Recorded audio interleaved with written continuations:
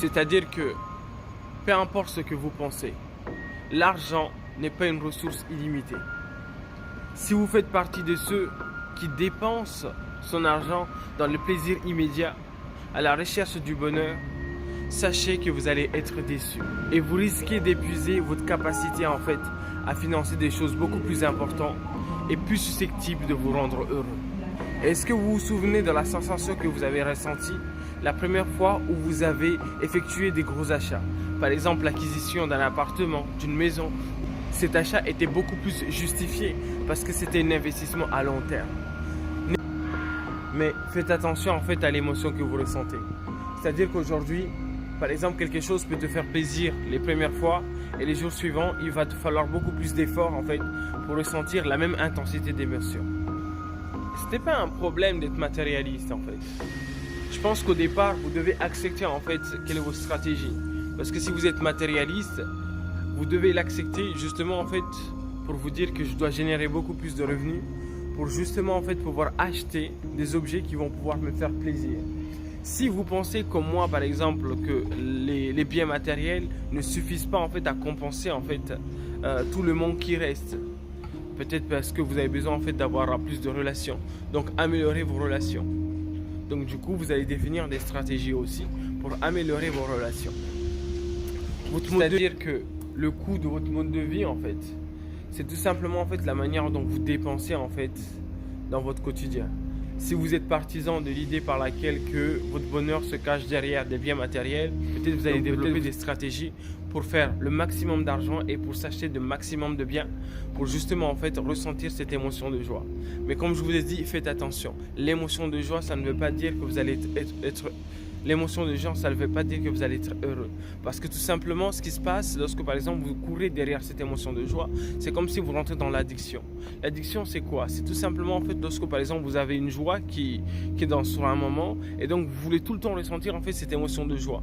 Et en fait, dans ce type d'exemple, on a l'impression que vous êtes dans une addiction. Vous cherchez en fait ce plaisir-là lorsque par exemple vous achetez des biens qui vous font plaisir.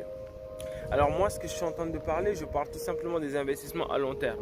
Moi, je parle par exemple que vous achetez par exemple une maison qui va vous faire plaisir pendant un long moment. Et c'est ça en fait que je parle. Dans votre mode de vie, vous devez intégrer ça. Vous ne devez pas passer votre temps par exemple à acheter que des biens, des plaisirs de manière immédiate.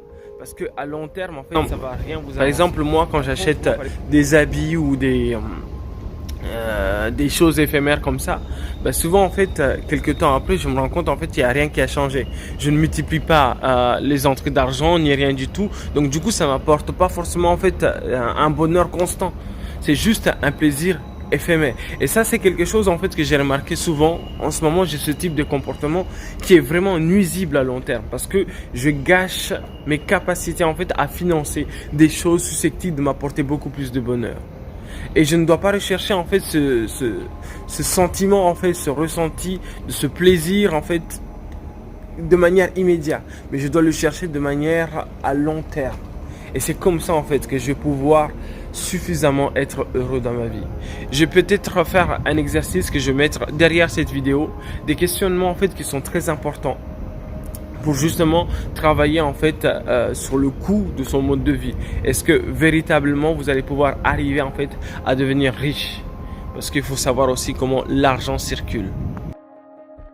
Quand votre mode de vie en fait déséquilibre complètement en fait votre économie financière, cette situation est vraiment désagréable. C'est comme par exemple vous finissez tout le temps les mois en découvert parce que la manière dont vous dépensez votre revenu n'est pas en adéquation en fait avec vos objectifs financiers.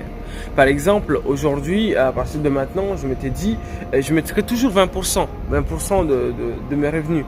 Et à chaque fois que je mets les 20% de mes revenus, en fait, je vais toujours piocher en fait dans ces revenus, justement pour éviter d'être trop en découvert.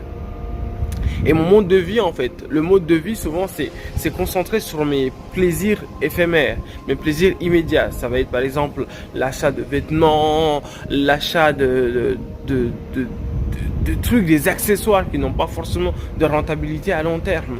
Moi je pense véritablement que le coût de votre mode de vie doit être vraiment équilibré. Et c'est ça en fait l'exercice que vous allez voir après cette vidéo. Il y a un genre de questions qu'on peut se poser.